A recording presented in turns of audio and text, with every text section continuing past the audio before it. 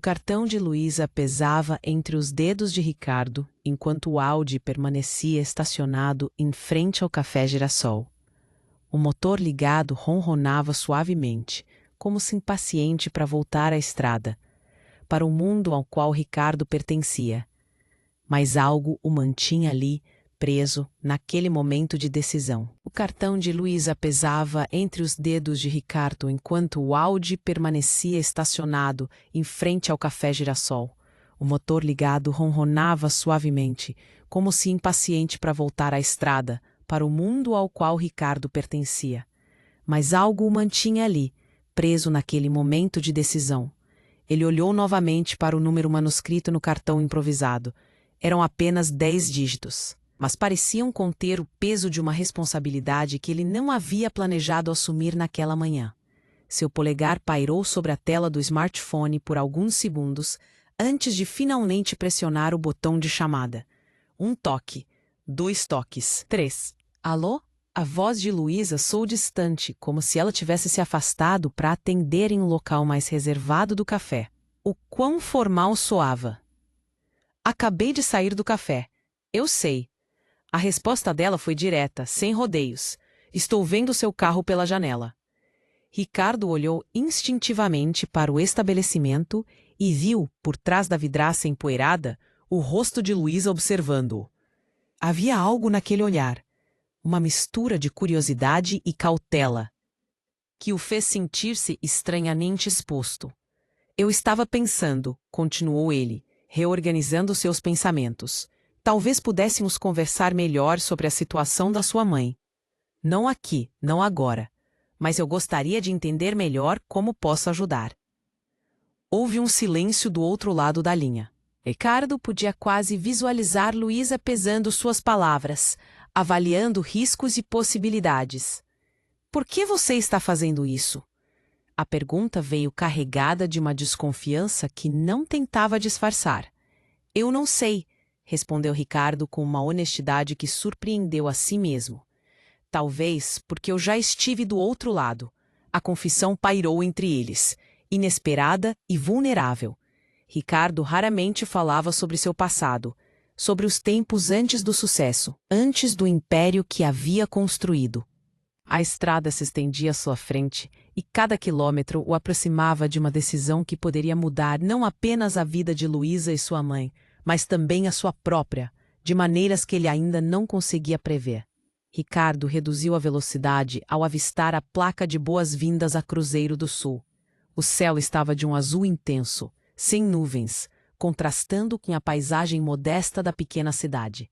Enquanto dirigia pelas ruas estreitas, em direção ao centro, observou detalhes que não havia notado em sua primeira visita. A igreja matriz com sua torre de pedra, crianças brincando em uma praça desbotada pelo sol, idosos conversando em bancos sob árvores antigas. Era um mundo completamente diferente do seu. Um mundo onde o tempo parecia fluir mais devagar, onde as pessoas ainda se cumprimentavam pelo nome nas ruas. Quando estacionou em frente ao Café Girassol, seu relógio de pulso marcava 14h45. Estava adiantado, como de costume. Ricardo sempre chegava antes do horário marcado para qualquer compromisso, um hábito adquirido nos primeiros anos de sua carreira, quando precisava provar constantemente seu valor e comprometimento. Por alguns minutos, permaneceu no carro, observando o movimento do café através da vitrine. Conseguia ver Luísa entre as mesas, ainda usando o uniforme, atendendo os últimos clientes do turno.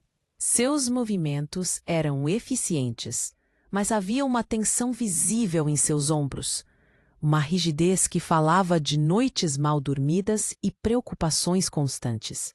Ricardo pegou a pasta de documentos no banco do passageiro, relatórios médicos, informações sobre o tratamento experimental em Nova York, opções de financiamento que ele havia preparado para apresentar. Tudo organizado com a mesma meticulosidade que aplicava aos negócios multimilionários de sua empresa.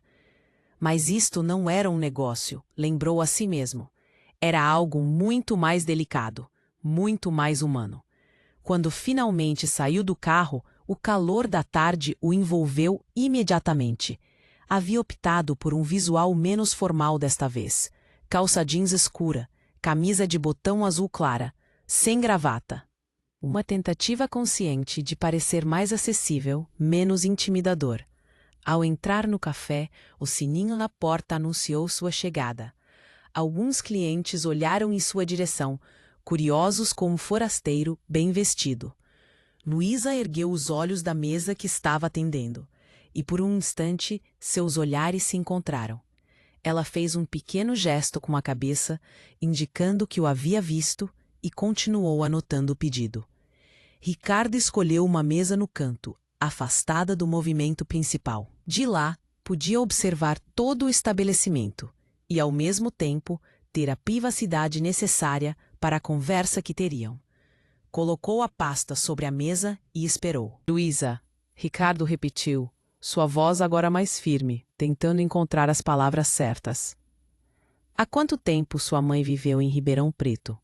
Ela cruzou os braços, a desconfiança evidente em sua postura defensiva. Por que se importa agora? Minha mãe está lá em cima sofrendo e você está me fazendo perguntas sobre o passado dela? Por favor, insistiu Ricardo, o desespero transparecendo em sua voz. É importante. Luísa o estudou por um momento, seus olhos estreitando-se com suspeita. Ela morou lá por cerca de 1 ano.